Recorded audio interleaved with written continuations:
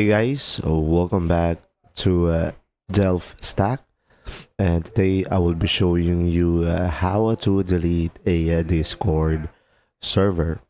So first thing is you could just simply go ahead and open up the Discord application into your device. Now over here on the Discord, guys, you could just simply go ahead and go to your server over here on the left side of the screen. And now from here, in order for you to go to the server settings, you just have to select the server name over here, and you will have multiple options over here, and you will have server settings. So go ahead and select server settings over here. And now once you have done this, you could just simply go ahead and go to the very bottom, and you should be able to have the delete a server category.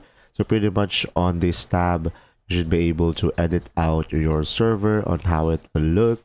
And once you select delete a server, it will ask you whether you are sure you want to delete the server, and this action cannot be done.